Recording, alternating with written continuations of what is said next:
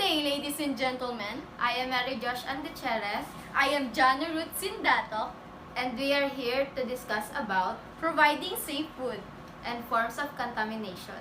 And to begin, what is foodborne illness? Foodborne illness is any disease given to someone by the food they ate. Food service locations have many challenges, like making sure that the food of customers is prepared quickly. Second, dealing with language and cultural differences of customers and employees. Foodborne illness can be very costly. For examples, loss in customers, bad in social media, lawsuits, or even closure. The cost for the person who got sick can be even worse, like sick from work or school, cost of going to the hospital, or even death. Foodborne illness are caused by contaminants. So, what is contaminants? It is a harmful stuff in your food, and it's either biological, chemical, or physical. So, here are the 5 most common ways that a food becomes contaminated. First, purchasing a food from an unsafe source. Second, failing to cook food correctly. Third, holding a food at incorrect temperature, also known as time temperature abuse. Fourth, using contaminated equipment. And for the fifth, not being a clean person. Who are the most at-risk people for foodborne illness? High-risk populations are older people, young children, and people who already sick. So how to keep food safe? First, purchase from the food stores. Second, control TCS and time temperature. Third, avoid contaminations. Fourth, have clean employees. 5, cleaning and sanitizing. 6, train employees. And lastly, monitor proper temperature in the restaurant. So what part of the government helps with the food safety? First, Food and Drug Administration, or FDA. Second, United States Department of Agriculture, or USDA. Third, Center of Disease Control and Prevention, or CDC. And PHS, or Public Health Services. Biological, chemical, and physical contaminations. One of the food service manager major rule is to prevent a type of contamination. And contamination is a presence of a harmful substance in foods. Those substances can be biological, chemical, and physical contamination. Most contaminants caused by foodborne illness, and others can result in physical injuries. How contaminations happen? Contaminants came from a variety of places, and many contaminants are found in an animal we use for foods, like poultry and meat. And others came from the air, contaminated water, and dirt. And some contaminants occur naturally in food, such as the bone in fish. Food can be contaminated on purposes, but most food contaminants happens accidentally. And most contaminants gets into food and onto food contact surfaces by or because of the way that people handles them.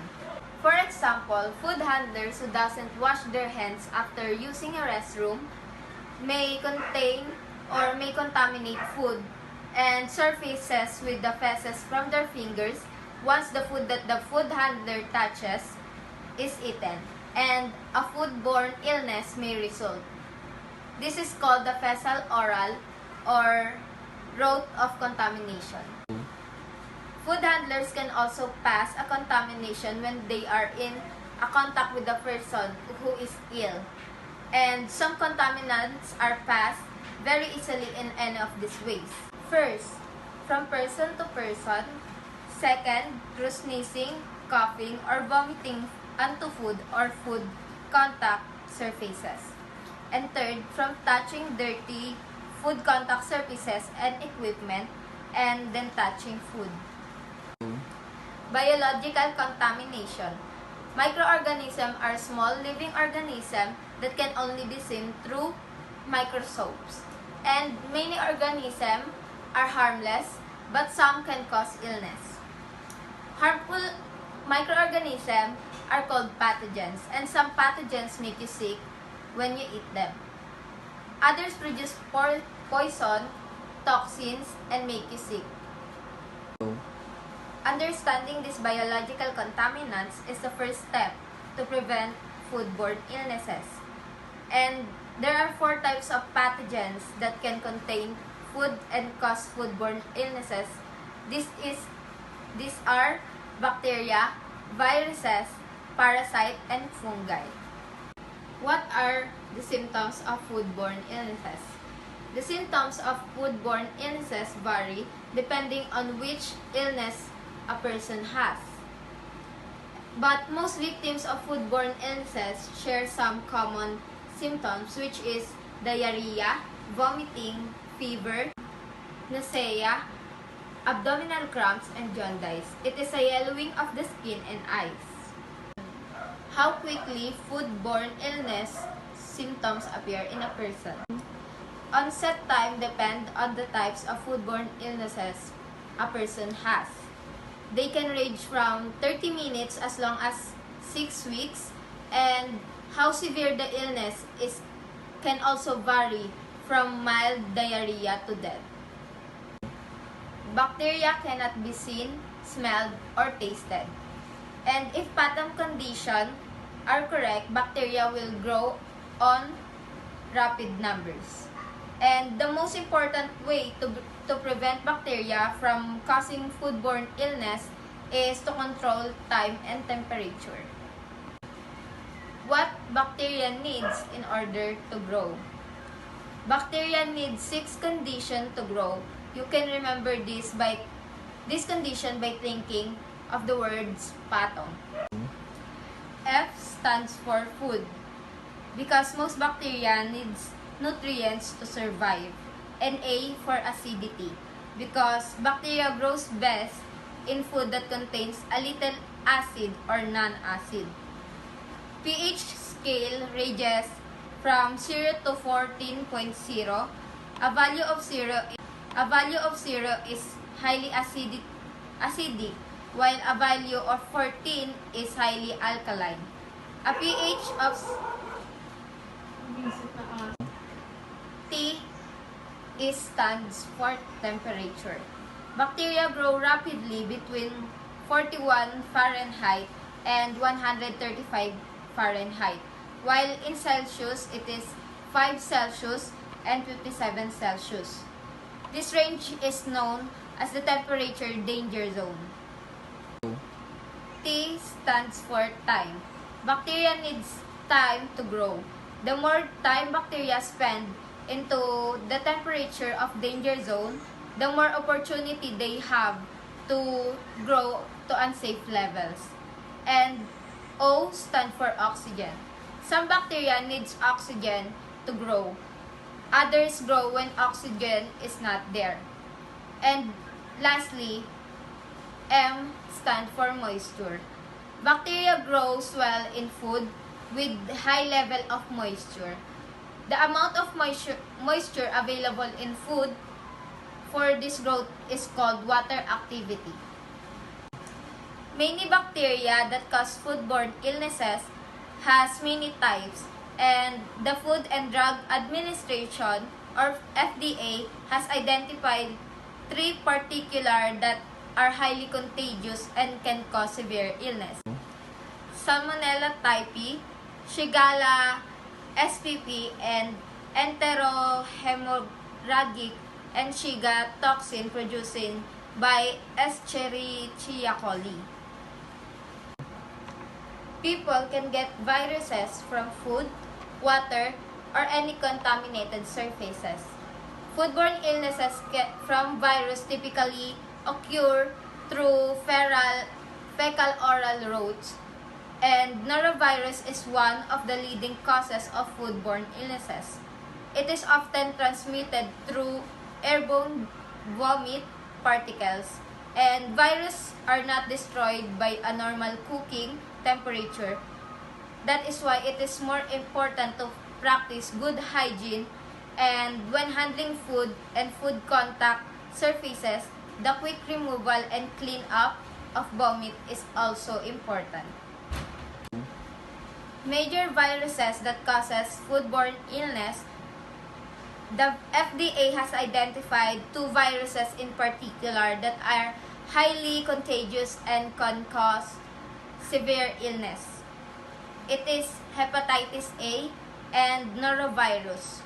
Food handlers that are diagnosed with hepatitis A or norovirus must not work in a food service operation while they are sick. Parasite.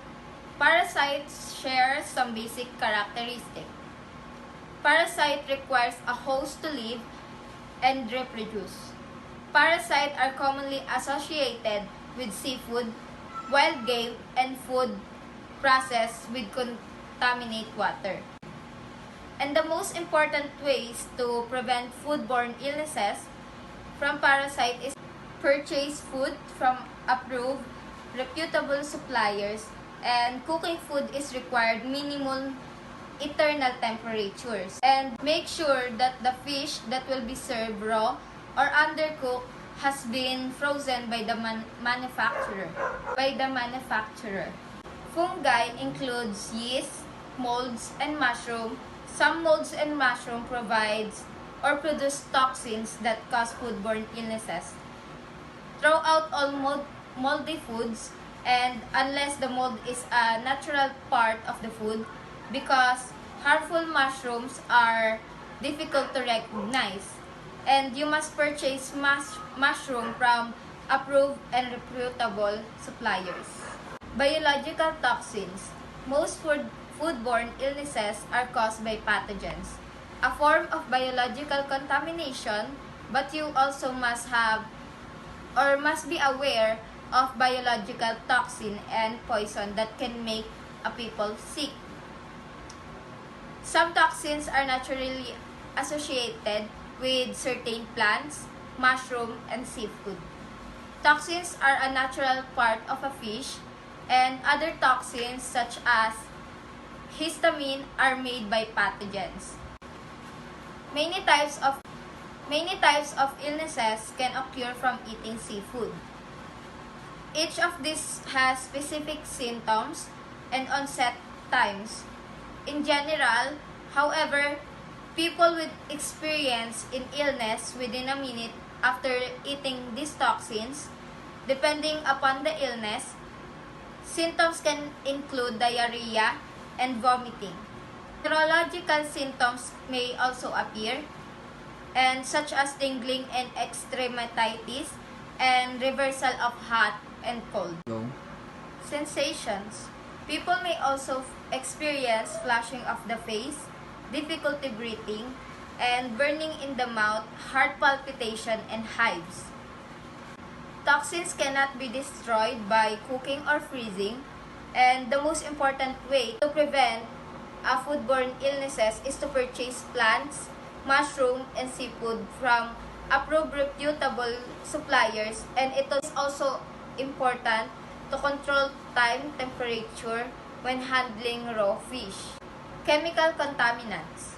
Many people have gotten sick after consuming food and beverages contaminated with food service chemical to keep food safe and follow this guideline. Chemical can contaminate food if they are used or stored in the wrong way.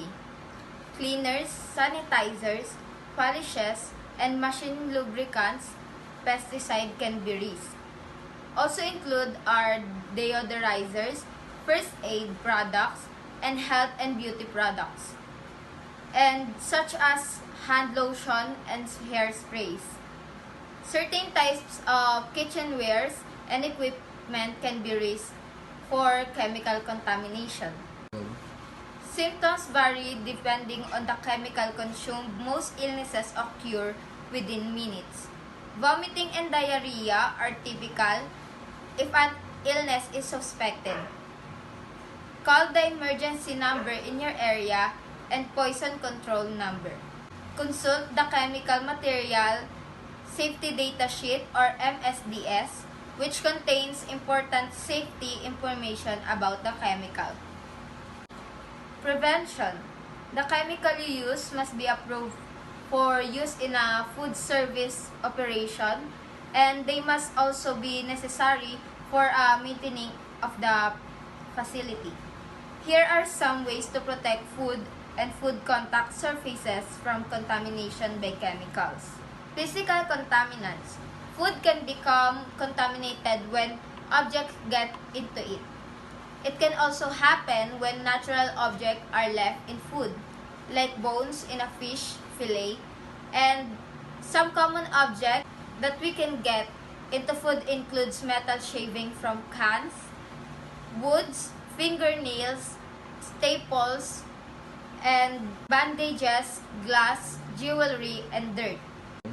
Naturally occurring objects such as fruits, fruit pits, and bones can also be contaminants. Mild to fatal injuries are possible, and this could include cuts, dental damage, and choking. Bleeding and pain may be the most outward symptoms. And purchase foods from approved reputable suppliers to prevent physical contamination, and closely inspect the food you receive and take steps to make sure the physical contaminants can get into it. And this includes making sure that the food handlers practice good personal hygiene.